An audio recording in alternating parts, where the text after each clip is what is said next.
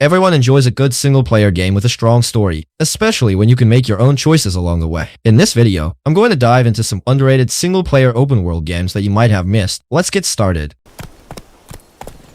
Yakuza 0. Yakuza 0 is one of my favorite games of all time. It's got a sensational story, decent combat, immersive world, and deep characters. It has a slow start, but once you meet the main three antagonists, it kickstarts for real. If you're someone who enjoys anime and crime dramas, this is for you. I give it a smooth 9 out of 10. It's rare for a game to be so engaging with so many memorable moments. There are a lot of things to do in the dense world of this game. Even though the map is a little small, it is filled with a damn lot of activities. Toy car race tournaments, rhythm games with karaoke and dancing, cabaret and business management minigames, and secondary missions that can go from saving a girl from a cult, or saving a little girl and her family from thugs, to straight up teaching a dominatrix how to please her clients. This game has a lot of content in the form of minigames and side quests, and every one of them feels whole. You can see that the devs really put a lot of thought into every aspect of this game.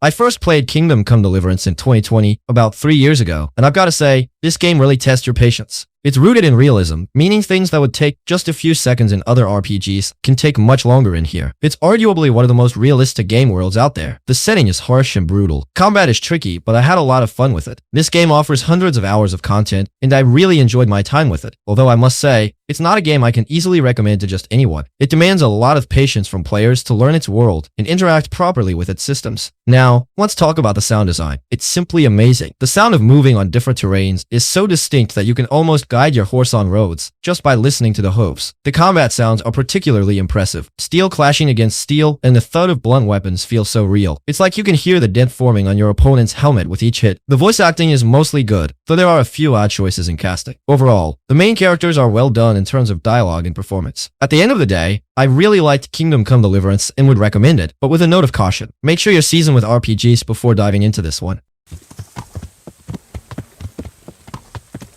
Red Faction Guerrilla still holds up as one of the best open-world destruction games. I have nothing to argue here. It's a dumb fun game which lacks in many areas. But these all have the counter-argument that you can destroy things the whole time in a way that hasn't really been matched. I think all the Red Faction games have similar pros and cons. The others are all linear shooters rather than open world. Sometimes I would just run around with the sledgehammer and destroy stuff in different ways to watch it collapse. Even to this day, this game has no other competitors. I've seen about one that had better destruction, but it has zero combat. You can engage in quick gameplay when you have a limited amount of time. The game is basically an open world with main missions and side missions. There is no order that each mission needs to follow. I like how sometimes the objective is not to kill all of the enemies in a particular location, but to create diversions that allow you to get the mission done. Must own game if you love destruction in its physics, decent open world filled with repetitive yet fun activities.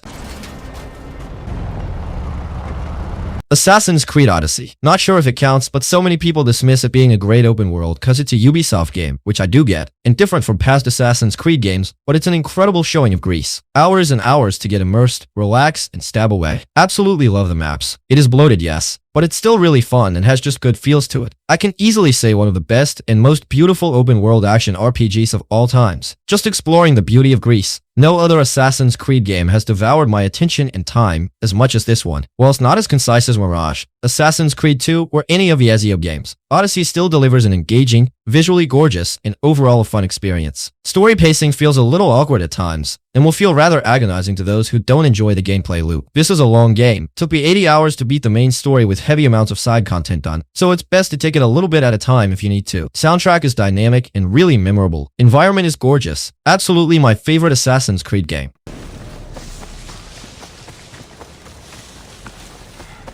Mad Max. This game is criminally underrated. I'm not saying it's a masterpiece, but the world, ambience, and overall feel is great. Games that tie in with films are rarely good, but Mad Max is certainly an exception. The core gameplay loop sees you constantly exploring and engaging in incredibly satisfying vehicular and hand-to-hand combat. Upgrading your car in Max adds a real sense of progression to the game and gives you a reason to wander the wasteland. While the story isn't great, the moment-to-moment gameplay and the stunning scenery are more than enough reasons to pick this game up. It even mocks players for getting into cars the wrong way. This is one of the few open world games where I almost completely ignore the side content, and I was easily able to complete the main story without needing to engage much with the side content, which also made it feel kind of pointless. But note are those awesome sandstorms, coming down like the hand of God to smite you if you can't get to a safe place in time. I loved the adrenaline. However, they are actually also a playable event, and if you're bold, quite survivable, and even useful. Another nice detail, the shape of the terrain actually matters here, just like it would in real life.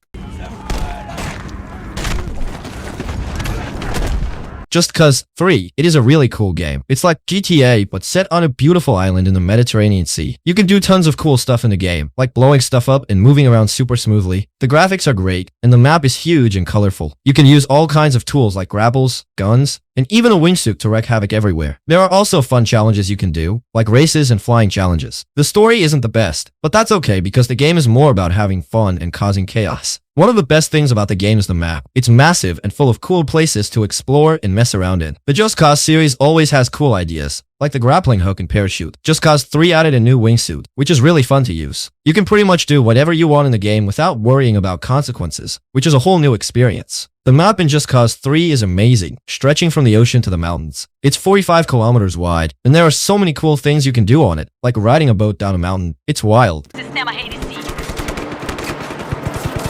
Deu certo. A turbina está vulnerável agora.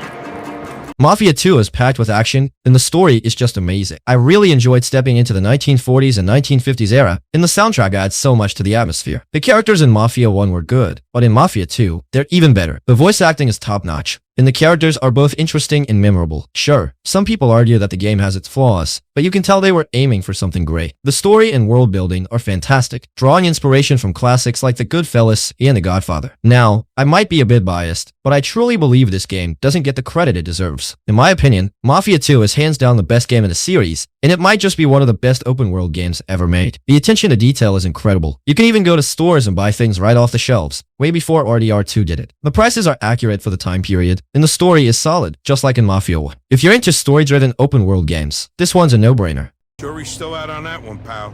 Just making sure you don't slip up, that's all. Sleeping Dogs is seriously underrated. It deserves way more love. It bugs me how everyone calls crime open world games GTA clones when they're not all the same. This game is really well done. Once you realize it's mainly about hand-to-hand combat and leveling up your skills, it gets really fun. There's a lot to do if you're a completionist, but it's not overwhelming if you just want to stick to the main story. It's like a GTA-style game, but honestly, I think it's even better than GTA. Plus, it's got RPG elements where you grind to level up your character. The world looks amazing. It feels just like Hong Kong. The story kept me totally hooked. The combat is both fun and challenging, and overall, it's just a fantastic game. If you're a GTA fan and looking for something new to play, definitely give this one a shot. You won't regret it.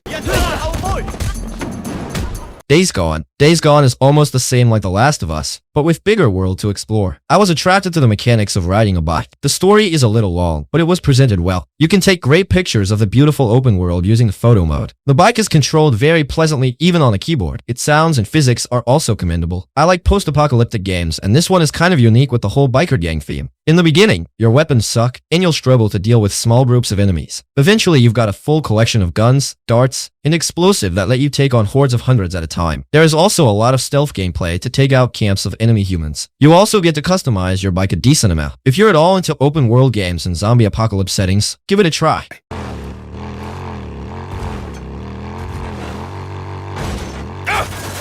Mafia Definitive Edition is a great game. It's pretty straightforward. You play through different chapters, and you can finish it in about 10 hours. I love this game. It's like The Godfather meets GTA. The city looks amazing and feels alive with history. You've got everything from old school bars and cafes to factories and Chinatown. It's not exactly open world because missions start right after each other, but you still get to explore a lot. If you're into GTA-style missions and shooting, you'll dig this. The gunplay might not be as smooth as GTA, but it's still fun. Plus, there's a free roam mode where you can just wander around the city. Sure, there's not much to do besides exploring, and it would have been cool to have some side missions, but I still had a blast. Italy reporting they've lost sight.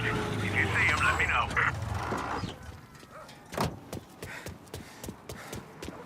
Officers report suspect found. Get on him, please.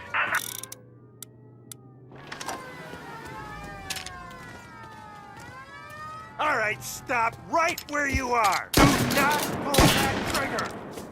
All right, do not move. Scum like him. This guy's safe. You have permission to shoot. Calling all cars. We need more men immediately. Wait, no!